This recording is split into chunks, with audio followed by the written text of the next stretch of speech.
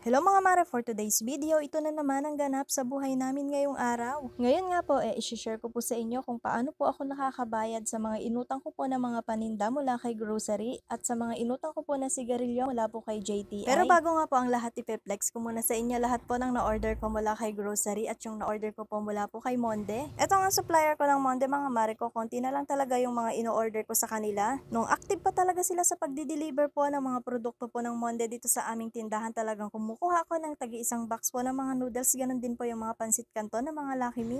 At ito nga ang ahente ko ng Monde mga mare ko, talagang nung nag-iba yung kanilang schedule at nag-iba din yung mga nagdi-deliver dito sa aming tindahan, bihira na rin talaga silang pumupunta.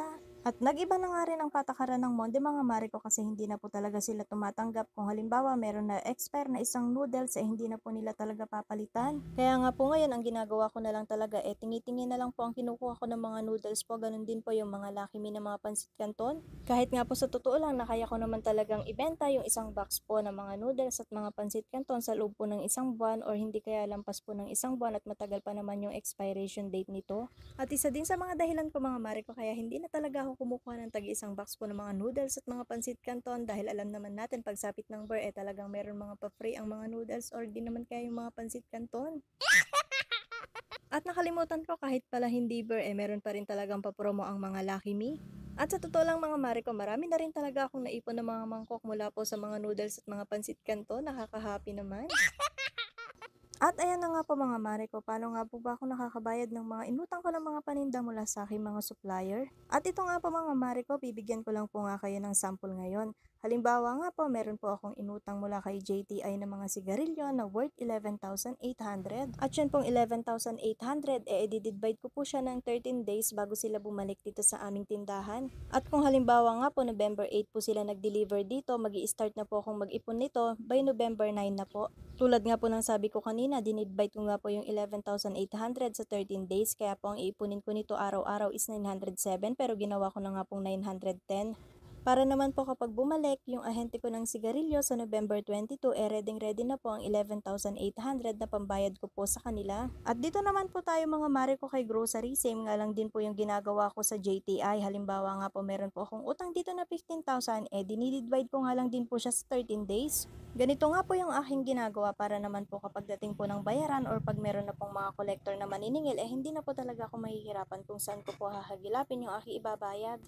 At kapag magsasarado nga po kami ng store sa gabi, tinatabi ko na rin po talaga yung pera na pambayad ko sa mga inutang ko ng mga paninda. At dahil nga kahit malaki or maliit man yung ating benta sa araw-araw, kailangan talaga natin magtabi ng pambayad natin sa ating mga inutang ng mga paninda. Para naman po kapag nakabayad tayo muli sa mga pinagkakautangan natin ng ating mga paninda, pwede na naman ulit tayong umutang. Sa ganitong pamamaraan na ginagawa ko mga mare ko, talagang hindi ko na problema kung saan ko hahanapin yung pambayad ko sa mga inutang ko. At isa pa, hindi talaga ako nahihirapan sa budget, kung ano pa yung mga paninda namin na wala dito sa aming tindahan, mabibili ko pa po talaga.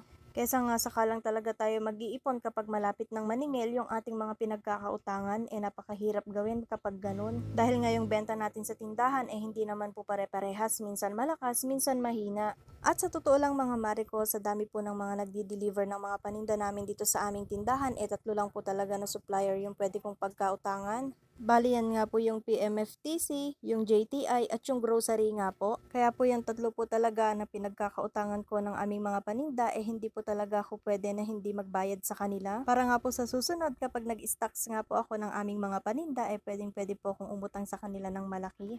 Kaya wag po sana natin sasayangin yung pagkakataon na meron pong mga nagpapautang sa atin ng mga paninda. Basta magbayad tayo mga mare ko, kasi bibihira lang po talaga yung mga supplier po na nagpapautang ngayon ng mga paninda.